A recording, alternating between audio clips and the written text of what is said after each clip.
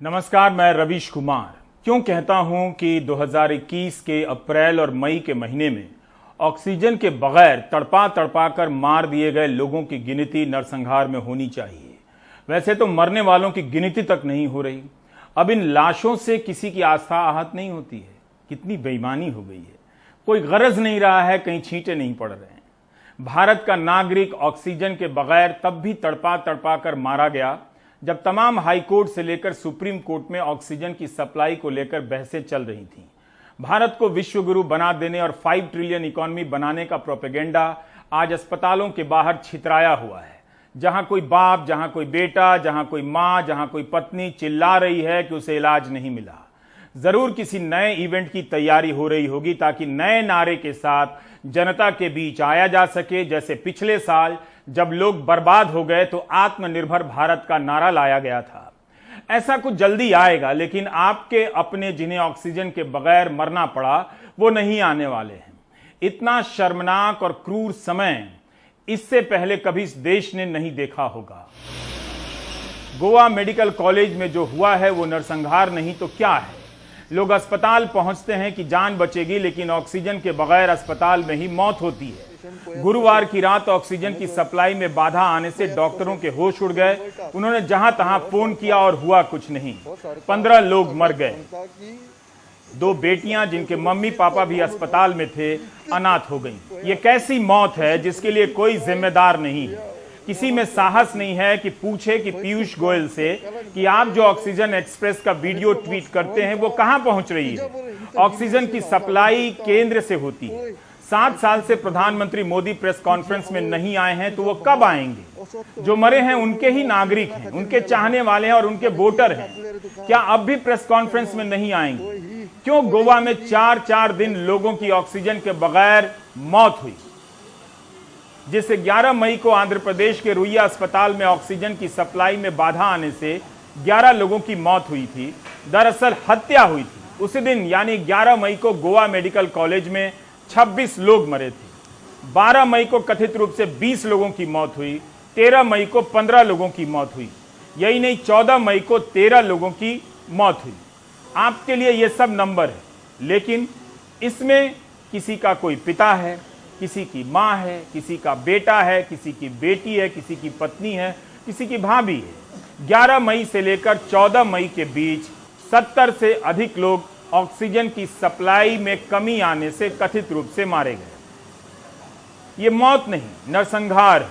Corona को हरा देना और इसकी तैयारियों को लेकर किए गए सारे दावों का झूठ नागरिकों के चेहरे पर तमाचे की तरफ पड़ रहा है और आपके अपने अस्पताल जाकर ऑक्सीजन के बगैर तड़पा तड़पा कर मारे जा रहे हैं। बॉम्बे हाईकोर्ट को बताया गया है कि एक्सपर्ट ट्रैक्टर ड्राइवर नहीं था, जिसके कारण ऑक्सीजन समय पर नहीं पहुंचा। छपरा में ड्राइवर नहीं मिलता है, गोवा में ड्राइवर नहीं मिलता है। प्रोपेगेंडा हर समय मिलता है कि हम 5 ट्रिलियन इकोनॉमी बनने जा रहे हैं और विश्व गुरु बनने जा रहे हैं। गोवा मेडिकल कॉलेज में सभी मौतें रात 2 बजे से लेकर 6 बजे के बीच हुई। सरकार जांच समिति बिठाएगी, लेकिन आंकड़े जारी नहीं करती है। देखिए रवि जी, बात सिर्फ कोरोना बीमारी से मौतों की नहीं है। वो हर राज्यों में जहाँ पे भी संक्रमण है वहाँ पे मौतें हो रही हैं। और गोवा में भी आज का जो आंकड़ा है वो 61 का है कि यानी 61 लोगों की मौत हुई है। लेकिन इसमें कितने लोगों की ऑक्सीजन की कमी से मौत हुई है ये सरकार स्पष्ट नहीं करती है।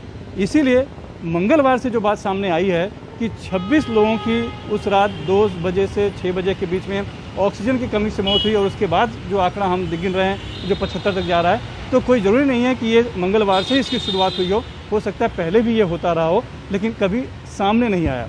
वो तो मुख्यमंत्री गोवा के जो हैं प्रमोद सावंत और जो स्वास्थ्य मंत्री विश्वजीत राणे हैं, उनके बीच जो राजनीतिक एक रस्साकसी है उसके तहत ये मामला उभर कर सामने आ गया और विश्वजीत राणे ने इस बात को माना कि 26 लोगों की जो मौत हुई थी मंगलवार को गोवा मेडिकल कॉलेज अस्पताल में 2 से 6 के बीच में, वो जो है कि ऑक्सीजन की कमी के चलते हुई थी और उसके बाद से खुलासा होना शुरू हुआ।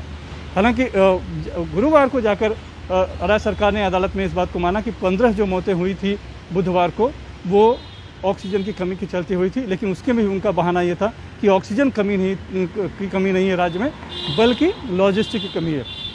हाईकोर्ट ने चेताया था तब उन्हें और ये भी कहा था कि जो भी समस्या है उसे दूर कीजिए और हम लॉजिस्टिक और तकनीकी कि कमी के चलते किसी को ऐसे मरने के लिए नहीं छोड़ सकते। इस बात का ख्याल रखा जाए कि आगे से रात में कोई भी मौत न हो। लेकिन इसके बावजूद भी रात में 13 मौतें हुई हैं, जो कि सरकार की मंशा, सरकार की पूरी चिकित्सा व्यवस्था की बदहाली पर सवाल खड़ा करती है। दिल्ली, हैदराबाद, गोवा के अस्पतालों में ऑक्सीजन की कमी से ही करीब 100 से अधिक लोगों की मौत हुई है। मौत का सदमा तो है ही, लेकिन ऑक्सीजन के बगैर अस्पताल के भीतर और बाहर लोग तड़प तड़प कर मर गए। बोगस मेडिकल सुविधाओं के दम पर हम किसके सामने मानवता की सेवा करने का दम्भ भर रहे थे? क्या प्रधानमंत्री बता सकते हैं? हमें नहीं पता कि जब बड़े बड़े अस्पतालों में ऑक्सीजन की सप्लाई में बाधा आ रही थी, तब जिलों और कस्बों के उन अस्पतालों में क्या हो रहा था जो प्राइवेट के नाम पर ज्यादातर दुकानें हैं और अस्पताल कम हैं? क्या प्रशासन के डर से वे चुप रह गए, या हमें यह यकीन करना ही पड़ेगा कि वहां ऑक्सीजन की सप्लाई में कभी कमी आई ही नहीं? हमने 21 अप्रैल से लेकर 14 मई के दौरान करीब 30 ऐसे न्यूज आइटम निकाले हैं जिसमें देश के अलग अलग हिस्सों में ऑक्सीजन की कमी से हुई मौत की खबर छपी थी। 24 दिन में 308 लोगों की मौत ऑक्सीजन की कमी से हुई। इसमें गोवा की संख्या भी शामिल है। ये मौतें अस्पताल के भीतर ऑक्सीजन की सप्लाई ना होने से हुई हैं, यानी औसतन हर रोज 12 लोग मरे हैं। इसके अलावा कितने लोगों की मौत सिलेंडर ना मिल पाने के कारण हुई, इसकी गिनती हम कभी नहीं कर पाएंगे। आप विश्व गुरु भारत में हैं, जहां मरने वालों की संख्या छिपाई जाती है। 13 मार्च को जॉर्डन में ऑक्सीजन की सप्लाई में बाधा आने से 7 लोगों की मौत हो गई।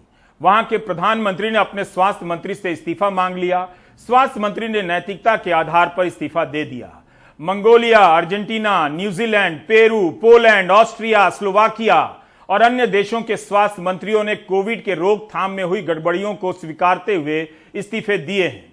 नैतिक आधार पर भारत के स्वास्थ्य मंत्री डॉक्टर हर्षवर्धन डार्क चॉकलेट खाने का सुझाव दे रहे हैं।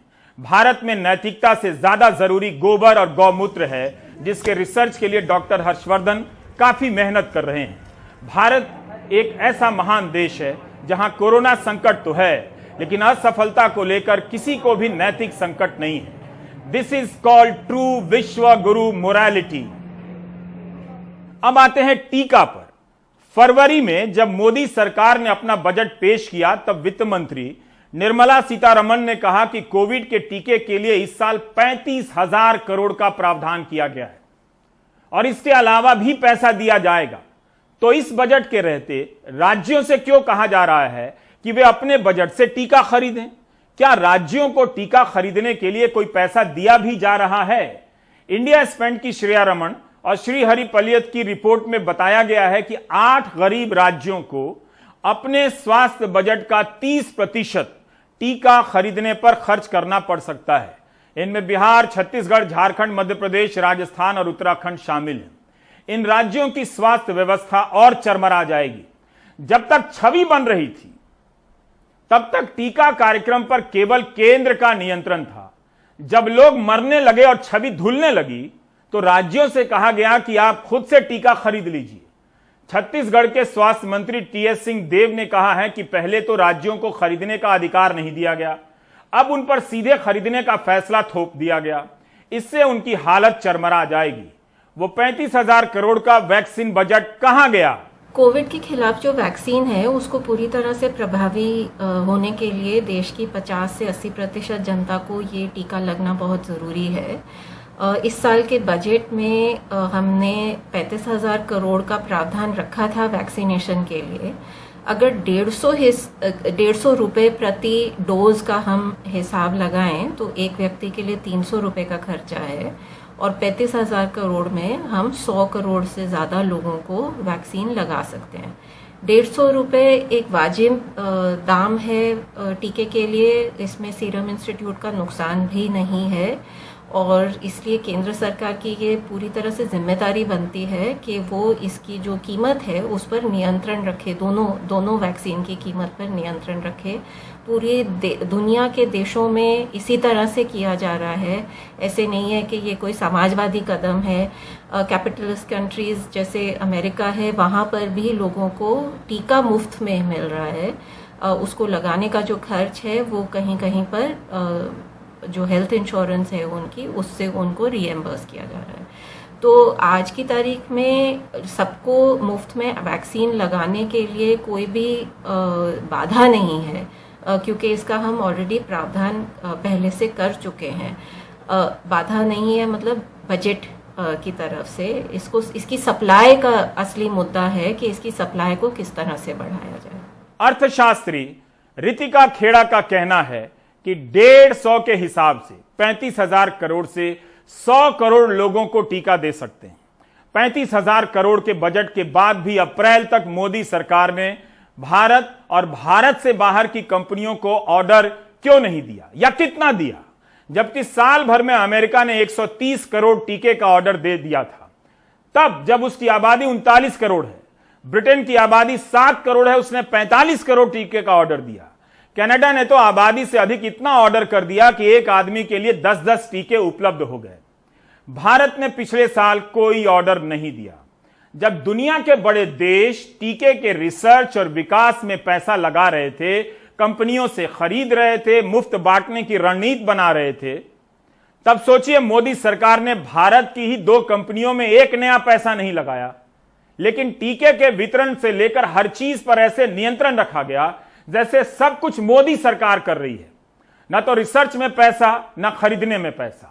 टीके के लिए इस साल 35,000 करोड़ का बजट भी था, उसका पता कहां गया, यह सवाल कौन पूछेगा। आप जानते हैं कि टीका नहीं, कोविड से हुई मौतों को देख लोग जल्दी जल्दी टीका लगाना चाहते हैं, लेकिन टीका है नहीं। यही बात 7 अप्रैल को जब महाराष्ट्र सरकार ने कहा कि टीका नहीं है तो केंद्र ने हमला कर दिया। केंद्र के मंत्रियों ने कहना शुरू कर दिया कि महाराष्ट्र अपनी नाकामी को छिपाने के लिए यह सब कह रहा है, जबकि टीके की कोई कमी नहीं। आप नागरिक जानते हैं कि पंजीकरण कराने के बाद भी टीके की तारीख नहीं मिल रही। यह सब राजनीति चल रही थी। और ठीक अगले दिन 8 अप्रैल को सीरम इंस्टीट्यूट के ऑर्डर पूनावाला कहते हैं, इनका बयान भी जरा शुरू से लेकर अंत तक नोट कीजिए, कि हमें कल्पना नहीं थी कि भारत को इतने टीके की जरूरत होगी। कमाल है, मतलब इन्हें यही पता नहीं था कि भारत की आबादी कितनी है, कितने लोगों को टीका देना पड़ सकता है। क्यों सरकार बार बार दावे करती रही कि टीके की कमी नहीं है, जबकि लोगों को पता चल रहा है कि टीका नहीं है। 13 मई को स्वास्थ्य मंत्रालय के अधिकारियों ने कहा कि भारत के पास 135 करोड़ लोगों के लिए 51 करोड़ टीके हैं, जो केवल 25.5 करोड़ लोगों के लिए ही पर्याप्त है। अभी संख्या बताई जा रही है। 51 करोड़ टीका कब मिलेगा, पुराने रिकॉर्ड को देखते हुए आप अनुमान लगा सकते हैं। इस तरह से संख्या पहले बताई जाती तो ठीक से ट्रैक रखा जाता। ऑर्डर देने और सप्लाई मिलने का अलग अलग आंकड़ा नहीं दिया गया। विदेशी मदद का प्रचार इतने जोरों पर था कि विपक्ष को भी सवाल करने का साहस नहीं हुआ। मीडिया तो खत्म हो ही गया इस देश में। बहुत देर बाद अरविंद केजरीवाल और राहुल गांधी ने इसे लेकर सवाल करना शुरू किया। उनकी आलोचनाओं से यह बात फैलने लगी कि भारत ने अपने लोगों को टीका नहीं लगाया और दूसरे देशों को दे दिया। 7 अप्रैल को हर्षवर्धन हमारे ही चैनल को एक इंटरव्यू में कहते हैं कि कोई कमी नहीं है, आप फोन कर अपॉइंटमेंट लेकर टीका लेने जा सकते हैं। हमने जो भी वैक्सीन मैत्री की है, it is never at the cost of what our people need.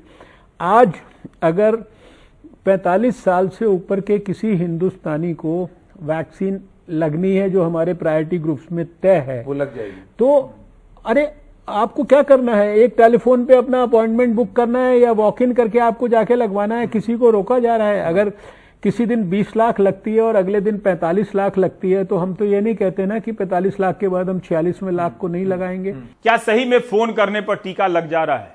Gujarat ने 3 दिनों के लिए टीका कार्यक्रम रोक दिया है। दूसरे राज्यों में भी दूसरी डोज के लिए टीका नहीं है।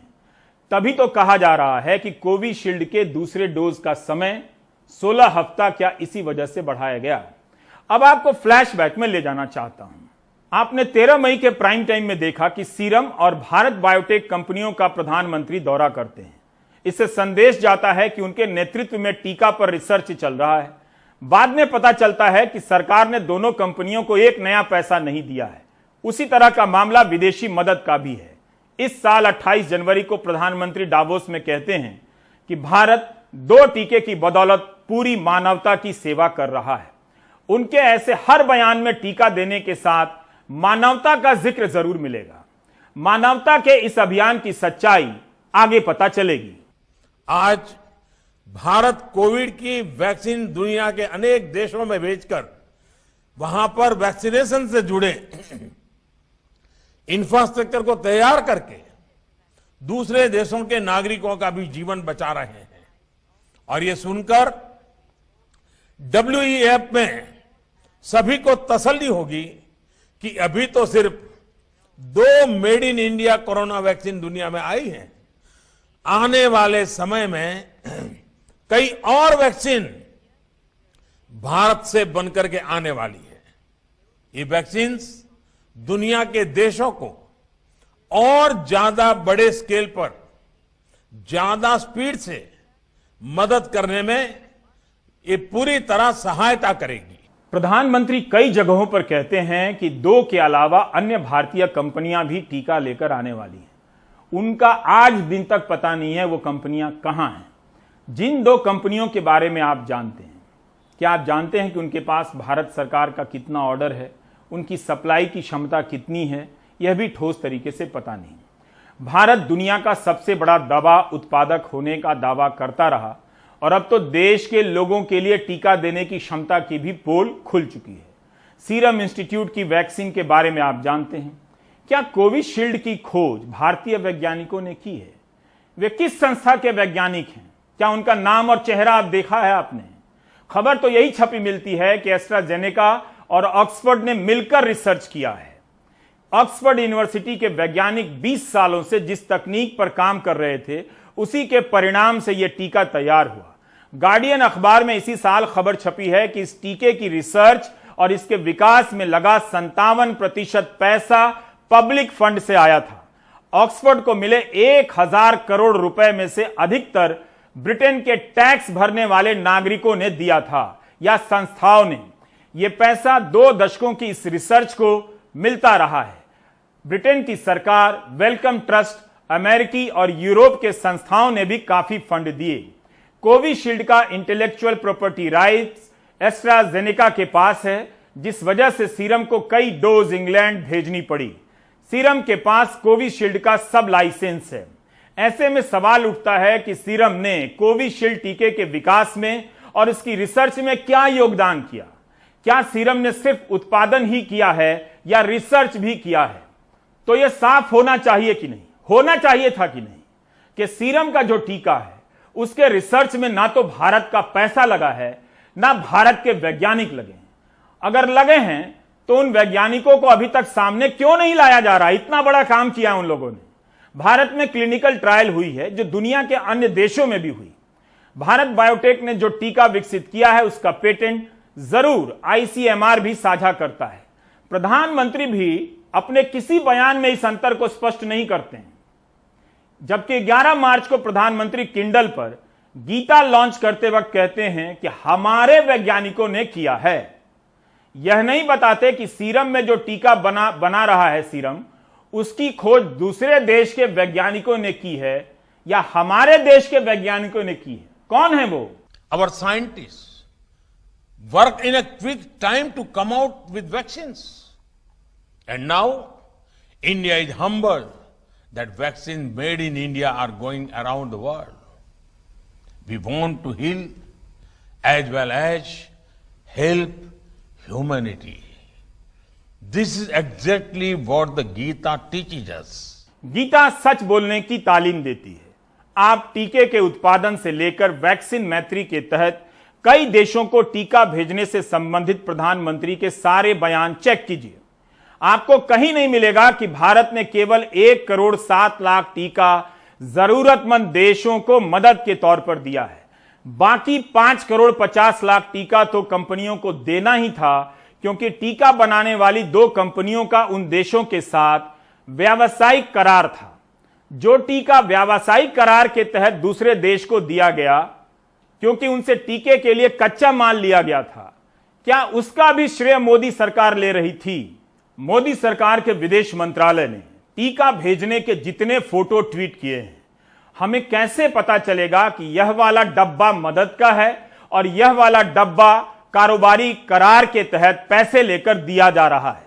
जब अप्रैल के महीने में लोग अस्पताल के भीतर और बाहर तड़पा तड़पा कर मार दिए गए, उनका नरसंहार किया गया, तब जाकर बीजेपी के प्रवक्ता संबित पात्रा यह सच बोल देते हैं। कहते हैं कि 6 करोड़ टीका मदद के तौर पर नहीं भेजा गया, निर्यात नहीं हुआ। 84% टीका डोनेशन का नहीं था, बल्कि कमर्शियल करार के तहत भेजा ही जाना था। ग्रांट के रूप में, मदद के रूप में, एड के रूप में मात्र 1 करोड़ वैक्सीन ही भेजा गया है। बाकी जो वैक्सीन भेजी गई है, 84% जो वैक्सीन भेजी गई है, लगभग 5 करोड़ से अधिक, वो लायबिलिटी के रूप में भेजी गई है, जो आपको करना ही था। चाहे हमारी सरकार होती, चाहे किसी की भी सरकार होती, उसको वो क्वांटिटी भेजना ही था, क्योंकि वो लायबिलिटी है। अब आप समझ पाए होंगे कि प्रचार और प्रोपेगेंडा का यह खेल क्या था। यही टीका जब दुनिया के अलग अलग देशों को जा रहा था, तब नहीं बताया गया कि यह वाला हिस्सा व्यावसायिक करार के तहत जा रहा है और मात्र 1 करोड़ टीका भारत मदद के तौर पर दे रहा है। गोदी मीडिया ने प्रधानमंत्री मोदी को वैक्सीन गुरु के तौर पर पेश करना शुरू कर दिया। ऐसा प्रोपेगेंडा रचा कि आप उसके नशे में भूल गए कि आपको भी टीका चाहिए। संबित पात्रा जो बता रहे हैं वो प्रधानमंत्री एक बार नहीं कहते हैं। इस बात का प्रचार आराम से चल रहा था कि वैक्सीन भारत के वैज्ञानिकों ने बनाई। भ्रामक बयान दिए गए कि मोदी सरकार ने रिसर्च और विकास में योगदान किया, जबकि 1 पैसा नहीं लगाया और सरकार दुनिया की मदद कर रही है। अब जाकर संबित पात्रा बता रहे हैं कि कोविशील्ड पर इंटेलेक्चुअल प्रॉपर्टी राइट एस्ट्राजेनेका का है। इस सवाल को गायब मत कीजिए कि जब अमेरिका ब्रिटेन अपने देश के लिए टीका खरीदने का कॉन्ट्रैक्ट साइन कर रहे थे, तब मोदी सरकार क्या कर रही थी। आपकी जान से खिलवाड़ हुआ है, लेकिन संबित पात्रा जो सच अब बोल रहे हैं आपको दिखाता हूं। तब विदेश मंत्रालय क्या कर रहा था, ठीक से देखिए, बोर मत होइए। यह 19 जनवरी 2021 का विदेश मंत्रालय का बयान है। कहा जा रहा है कि कई चरणों में दिए जाने वाले टीके की घरेलू जरूरतों को ध्यान में रखते हुए हम आने वाले महीनों में अपने सहयोगी देशों को टीका भेजते रहेंगे। यह सुनिश्चित किया जाएगा कि भारत की कंपनियां घरेलू जरूरत के हिसाब से स्टॉक रखेंगी और बाहर के देशों में सप्लाई करती रहेंगी। प्रधानमंत्री मोदी के किसी भी बयान में आप खोजकर बता दीजिए जिसमें वो कह रहे हों कि 84% टीका कंपनियों को बाहर भेजना ही पड़ेगा, क्योंकि उन्होंने अलग अलग देशों से कच्चे माल लिए और बदले में कारोबारी करार किए। दुनिया में भारत का नाम हुआ है, यह छवि आपको गोदी मीडिया के जरिए गांव गांव पहुंचाई गई। उसका सच अब आप देख रहे हैं। कितनी खोखली थी वो छवि। 26 मार्च को संयुक्त राष्ट्र की आम सभा में भारत के राजदूत और प्रतिनिधि के नागराज नायडू कहते हैं कि आज तक भारत ने अपने लोगों को टीका देने की तुलना में दुनिया के देशों को ज्यादा टीके की सप्लाई की है। यह तो उन कंपनियों को करना ही था, इसमें मोदी सरकार का कुछ नहीं था। प्रधानमंत्री जिस मानवता के नाम पर दूसरे देशों को टीका भेजने का श्रेय ले रहे थे, वो दरअसल टीका बनाने वाली कंपनियों का अपना बिजनेस हित था। Do you get my point? How lies are planted in your mind. इस बयान में 2 बातें शान से बताया जा रहा है कि जितना भारतीयों को नहीं लगा, उससे ज्यादा दूसरे देशों को टीका दिया गया। एक बार भी नहीं कहा जाता कि इसमें से अधिकतर बिजनेस करार के तहत दिए जा रहे हैं।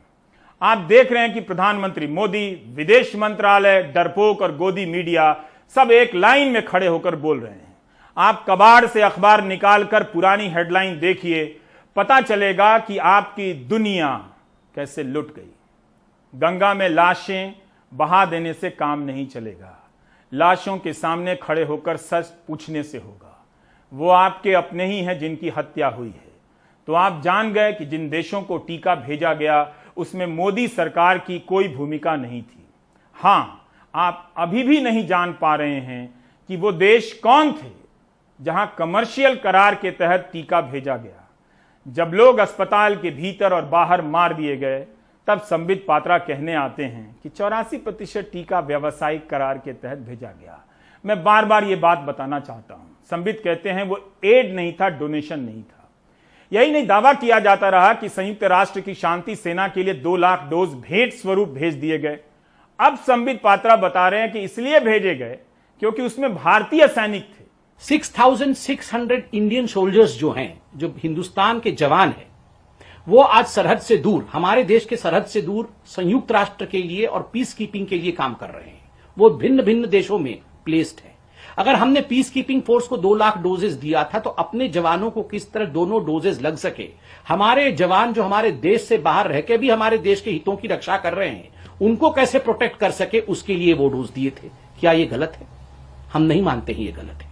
यही बातें तब नहीं बताई जा रही थी, अब बताई जा रही हैं।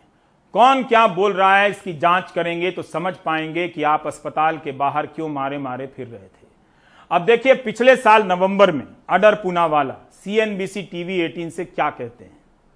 कहते हैं कि सबसे जरूरी है कि हम पहले अपने देश का ख्याल करेंगे, फिर कोवैक्स की सोचेंगे, फिर उन देशों की जिनसे हमारा द्विपक्षीय करार, यानी ये तीसरे नंबर पर है। मैं अपनी प्राथमिकता को इस आधार पर तय कर रहा हूं। लेकिन असलियत में हुआ क्या? 26 मार्च को संयुक्त राष्ट्र की आम सभा में भारत के राजदूत कहते हैं कि जितना टीका भारतीयों को नहीं दिया, उससे ज्यादा दूसरे देशों को दिया। यह क्यों हुआ? जिस छवि को बनाने के लिए इतना झूठ बोला गया, वो छवि अब कहां है? गंगा में लाश बनकर तैर रही है और आस्था की राजनीति चौकी के नीचे छिपी हुई है। दुनिया के अखबारों को देखिए, भारत के बारे में क्या छप रहा है, प्रधानमंत्री मोदी के बारे में क्या छप रहा है। देखिए, सारी छवियां ध्वस्त होकर बिखर चुकी हैं। संसद में जब विदेश मंत्री S जयशंकर बयान दे रहे हैं, उसमें भी मानवता और अच्छाई पर जोर देते हैं। As Indians, we are all naturally internationalist by virtue of our culture, traditions, heritage and history. Prime Minister Modi's vision has provided an overarching framework to make our goodwill meaningful in terms of practical initiatives and activities. We already saw that in our humanitarian assistance and disaster response, whether in Yemen or Nepal or Mozambique or Fiji. जिस अभियान को मानवता के नाम पर बताया जा रहा है, उसका 84% हिस्सा कमर्शियल निकला है। मानवता की यह नई परिभाषा है। हालांकि जब दूसरे देशों को टीका भेजने को लेकर सवाल की धार तेज होती है, तब मार्च में विदेश मंत्री इस तरफ इशारा करने लगते हैं। 19 अप्रैल के हिंदू में जयशंकर का बयान छपा है। इसमें वे कह रहे हैं कि क्या ऐसा हो सकता है कि दुनिया के देशों से हम टीका बनाने का कच्चा माल मांगे और उन्हें टीका ना दें। यह सच प्रधानमंत्री बोल नहीं सके। यह सच तब सामने आया जब गंगा में लाशें बह गईं और अस्पताल के बाहर लोग और भीतर लोग ऑक्सीजन के बिना तड़पा तड़पा कर मार दिए गए। आपको याद होगा, जब मार्च में कोरोना की दूसरी लहर तेज होने लगी, तब सरकार की तरफ कई सवाल उठे टीकाकरण को लेकर। उन सब के बीच प्रधानमंत्री ऐलान करते, कितना आत्मविश्वास है कि टीकोत्सव मनाया जाएगा, टीका उत्सव मनाया जाएगा। आपको पता है उस टीका उत्सव का क्या हुआ? भोज में सबको बुला लिया गया, भोजन बना नहीं। क्या हम 11 अप्रैल से 14 अप्रैल पूरे अपने राज्य में टीका उत्सव मना सकते हैं? एक पूरा वातावरण क्रिएट कर सकते हैं टीका उत्सव का। आज आप देख पा रहे हैं कि जिस अभियान को मोदी सरकार दुनिया का सबसे बड़ा टीका अभियान बता रही थी, उसकी क्या हालत है भारत में और दुनिया में, और किस आधार पर इसे दुनिया का सबसे बड़ा वैक्सीन प्रोग्राम कहा गया? किस आधार पर? क्या आपने कभी सोचा अमेरिका, कनाडा, ब्रिटेन के पास उनकी आबादी से अधिक टीके हैं? वो तो ऐसा दावा नहीं कर रहे हैं। हमारे पास 25 करोड़ लोगों को देने के भी टीके अभी तक उपलब्ध नहीं है। बहुत कम टीके लगाए गए। तो हम किस आधार पर प्रोपेगेंडा कर रहे हैं कि यह दुनिया का सबसे बड़ा टीकाकरण अभियान है? टीके पर हम अभी कुछ और कार्यक्रम करेंगे। दरअसल इतने तरह के बयान बिखरे हैं कि किस बयान में झूठ और किस में सच है, इसका पता लगाना बिना चश्मे के सुई में धागा डालने जैसा होगा। डरपोक और कमजोर गोदी मीडिया ने तभी सवाल किया होता तो आज शायद कुछ लोगों की जान बच जाती। पुलिस केस और ईडी के छापे के बारे में तो आप जानते ही हैं। दिल्ली में इतना ही पोस्टर लग गया कि बाहर क्यों दिया गया टीका, पुलिस ने केस कर दिया है। लोग बोले भी तो कैसे बोले? आप गोबर पर बोल सकते हैं, प्रो गोबर बन जाइए, पुलिस केस नहीं करेगी। हम एक बिखरे हुए मुल्क को देख रहे हैं जहां अस्पताल में कोई ऑक्सीजन के बगैर मर जा रहा है, जहां ऑक्सीजन का सिलेंडर खोजते खोजते कोई मर जा रहा है। ऐसी भयावह तस्वीरों के अलावा बचा क्या है देखने को? प्राइम टाइम देखने से भी क्या हो जाएगा? आप सभी को ईद मुबारक। ब्रेक लेते हैं।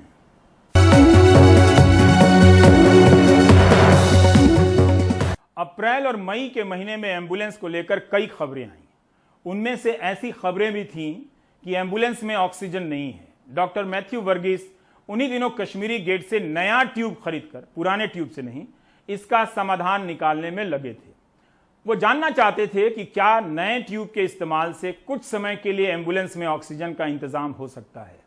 आप ध्यान से देखिए, लेकिन यह काम एम्बुलेंस वालों को ही करने दीजिए। आप खुद से ना आजमाएं, एक्सपर्ट की राय पहले ले लें।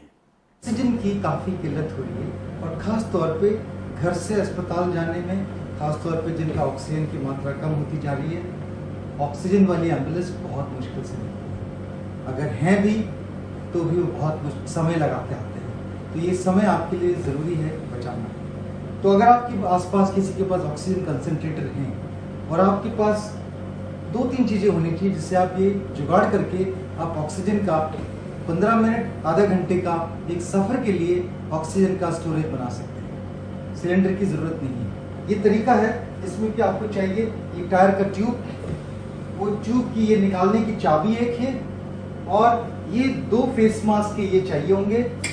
ये ज़रूरी नहीं है, लेकिन इससे पता चलता है कि कितनी मात्रा में ऑक्सीजन निकल रही है। तो पहले आप क्या करेंगे, ये ट्यूब को खोलेंगे, इसकी जो चाबी है ये डाल के ये खोल सकते हैं। खोला आपने,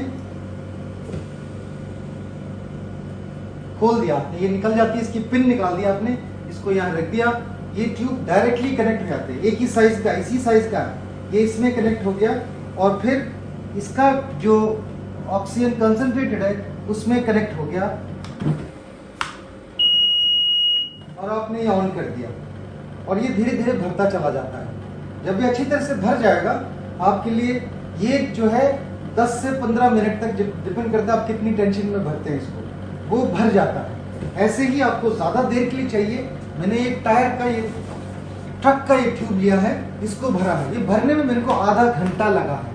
ये आधे घंटे में भरा है, यानी कि इसमें 3 लीटर की रफ्तार से आधे घंटे का ऑक्सीजन इसके अंदर भरा हुआ है, जो कि आपके घर से अस्पताल तक सफर के लिए अच्छा है।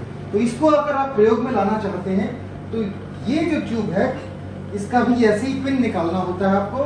ये पिन निकाल लीजिएगा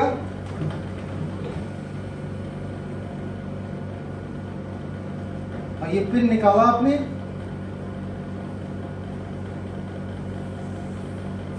हवा निकलेगी तो उसको हाथ से रोकिएगा। ये वाला आपने कनेक्टर निकाला, इसको यहां से लगा दिया और ये कनेक्ट कर दिया आपने। अब इसको इसमें से आपने ये निकाला और यहां लगा दिया, इसके साथ लगा दिया। अगर आप देखेंगे, देखिए इसमें फ्लो रेट है 3 लीटर प्रति मिनट इसका फ्लो रेट है और आप अपना सीधा मास्क लगा के ऑक्सीजन अपने मरीज को दे सकते हैं। बहुत सरल तरीका है, सीधे आधे मिनट के लिए ये आप प्रयोग कर सकते हैं। जब ये खाली हो जाएगा शायद आपको हाथ से थोड़ा सा दबाना पड़ेगा, लेकिन आप अपने मरीज के लिए ऑक्सीजन सेफ्टी के लिए दे सकते हैं। ये देखिए भर रहा है, ये ऑक्सीजन की मात्रा है। आप देख रहे थे प्राइम टाइम। नमस्कार।